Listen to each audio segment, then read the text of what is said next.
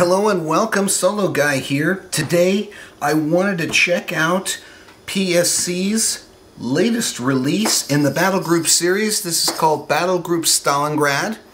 And if you're hearing something in the background, that would be my cat playing with her toy. I pre-ordered this back in July. I got it in the mail a couple of days ago. It was like a birthday present to me, and my birthday's in September. But this is a supplement for the Battlegroup Rules series, and this is covering the war on the Eastern Front, roughly about 1942. And if you look on the back, it gives you a little bit of a background on the Eastern Front, and it gives you some historical background. It also tells you the available army lists, as well as special rules, because there is some differences here, because being the title of the book Stalingrad, then that tells us something about, hey, maybe there's going to be a fight in the city of Stalingrad. So when you open this up, you'll get some nice artwork here. This may be familiar to you. I could have sworn I have seen this artwork before, perhaps on an earlier edition of a rule set.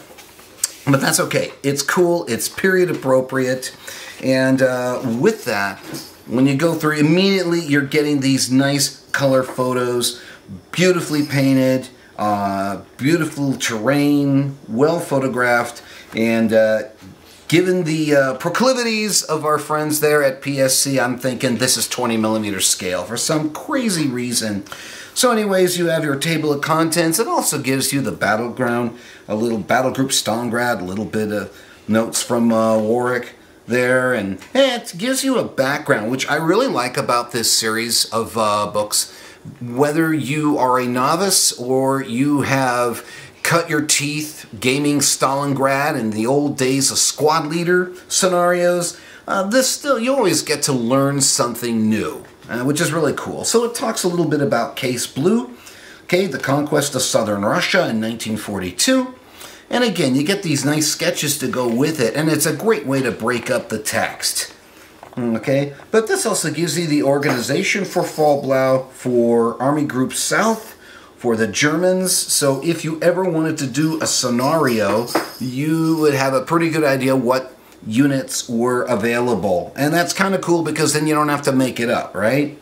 So here they talk about preliminary operations in 1942. They give even more, like the Second Battle of Kharkov, you know, May 12th through the 28th, and it gives you some more information, the Crimean Front as well. So they're really setting this up. They're taking the time, giving you all these details, setting up what is happening. Voronezh, okay, as well. I see that my cat is trying to make its appearance. Okay, you are a spoiled animal.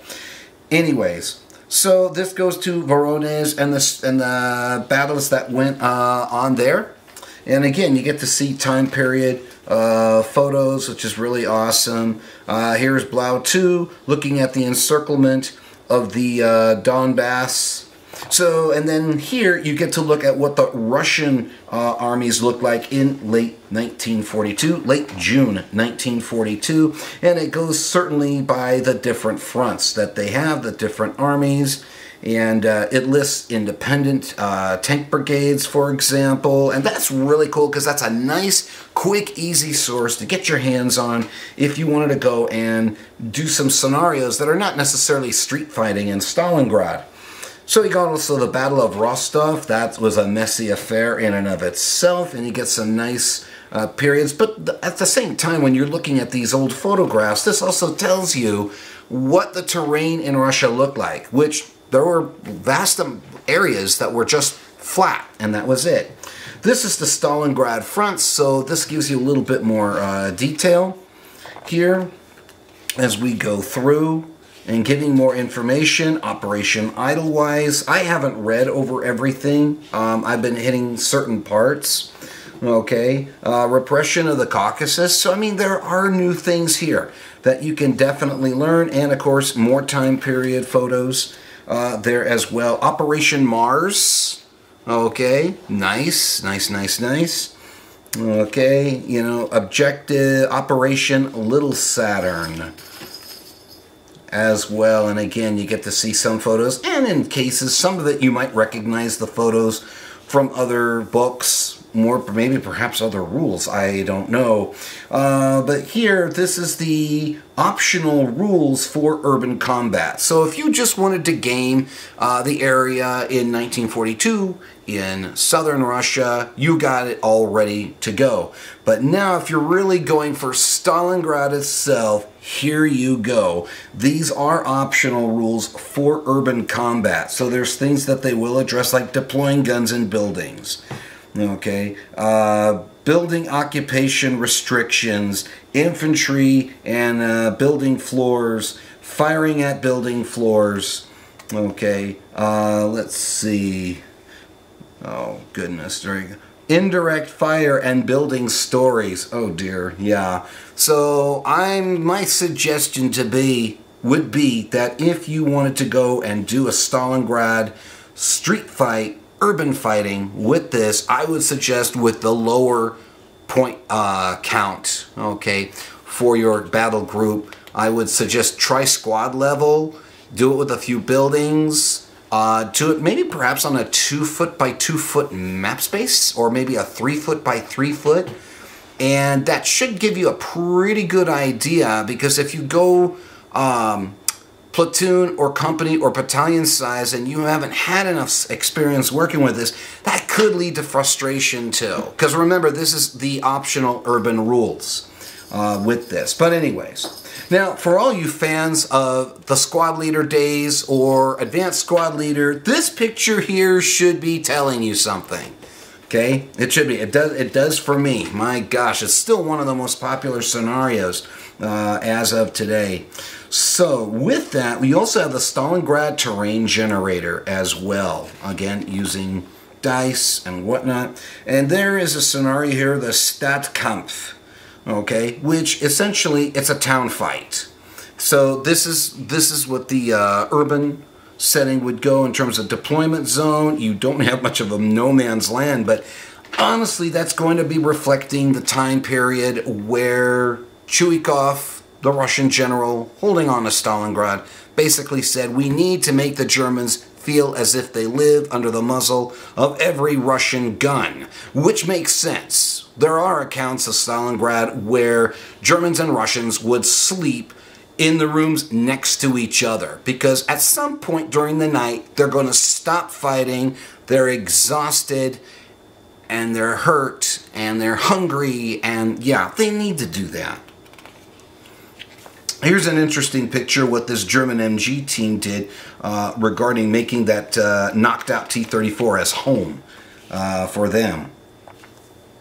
So of course there's some other special rules here as well. Now what about the German army in 1942? And again, you get to see some nice time period photos there, and it just gives you the general thing. But in typical battle group fashion, they also go over the vehicles and the guns that you would expect to see there, and they make little comments about it, which I think is really, really good for that. Again, whether you are a novice or you're a grognard or a grognard, this is good. This is fantastic. Now, let's get to the army list, shall we?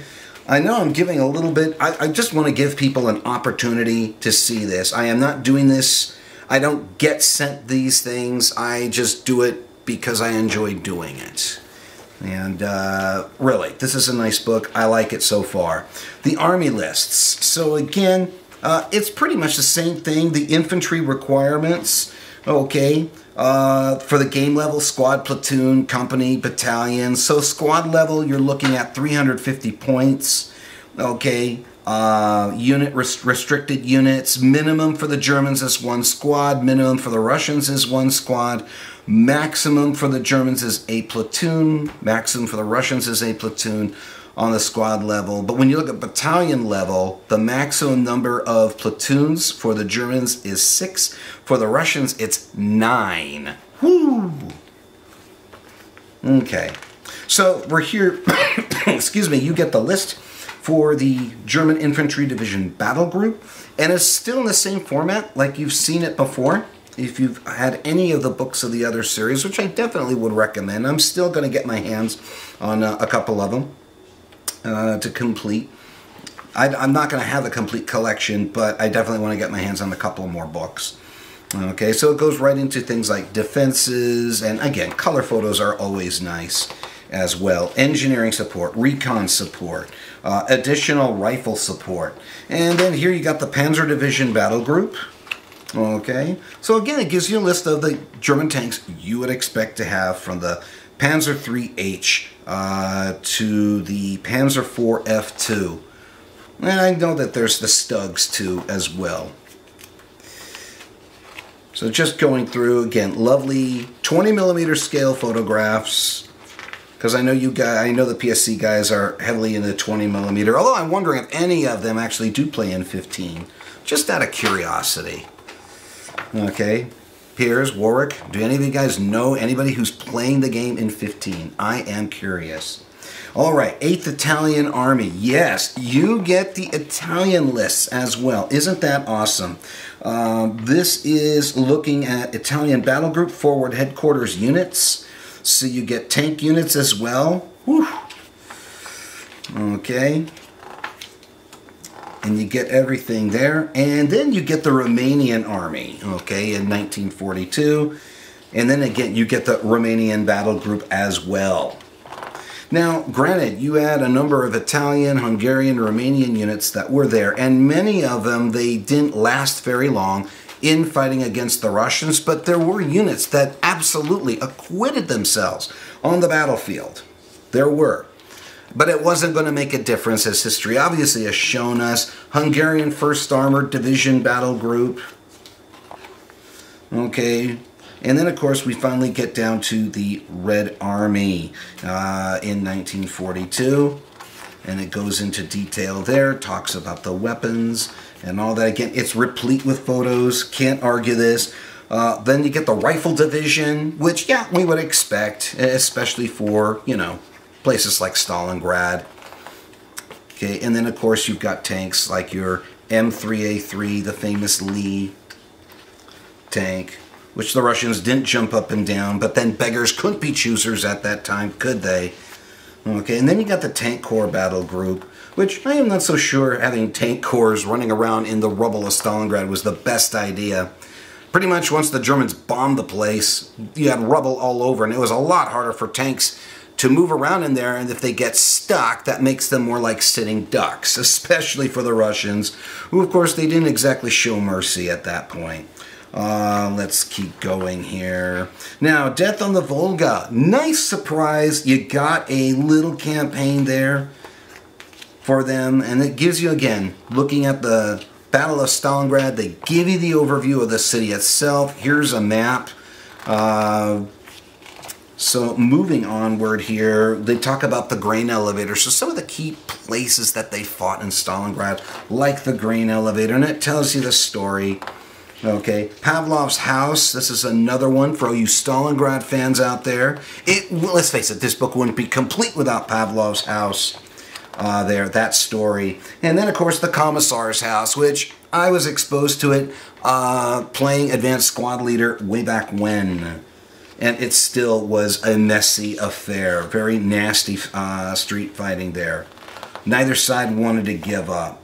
So here for the Germans, Stalingrad Sturmgruppe. Okay, or I should say the Stossgruppe. Okay, so again, like your assault engineers with flamethrowers, things like that, the Sturm squads.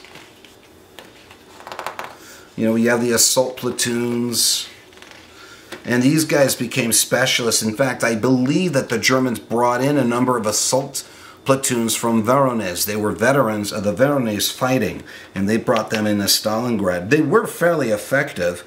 Okay, and then the defenders of Stalingrad, you have your Ruskies there. So again, this is like a separate list from what you're seeing on the Eastern Front in June 1942. So this is just for Stalingrad itself. Now, this is the nice surprise. Here is Storming the Red Barricades. This is a mini campaign that they included in the book. I think this is awesome because this definitely expresses the nature of fighting in Stalingrad. And, of course, this photo was taken of the area after the fact, after the fighting. But here it goes through, this is a map these are a series of linked maps, and you can have mini campaign games where the Germans can start out either at the depot yard or they start at the stockyard and they work their way through. If they win, they advance to the next map. If they do not, they get to go back and try to fight that map again. So, and I believe it's like a series of 10 campaign games that they have, and they've got the special rules, and they are describing what the terrain is like in each of these. It's just rubble all over the place, railroad all over the place, rail cars that are wrecked.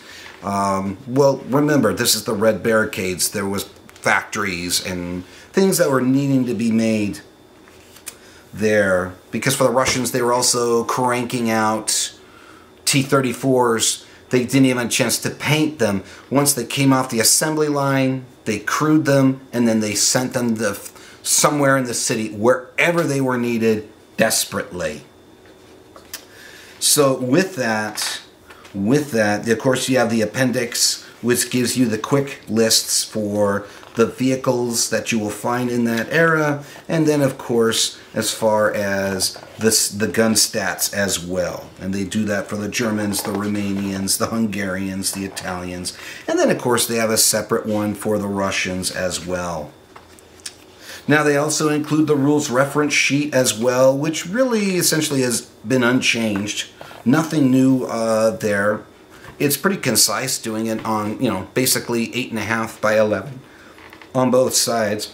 You also have your battle ratings markers, which essentially has not changed, and has not changed from the basic set, which that's fine. That works. And of course you get this beautiful, the eyes just pop out with their catalog, if you will, their mini catalog of the other kits that you can buy as well. And then of course it gives you the list of all the other books that they've got going. It's hard to find the older copies of these books. I've struggled myself with that. Now, what's really cool is that the rules reference sheet is also perforated. So you can tear those out along with these markers. You can tear those out and use them in the book.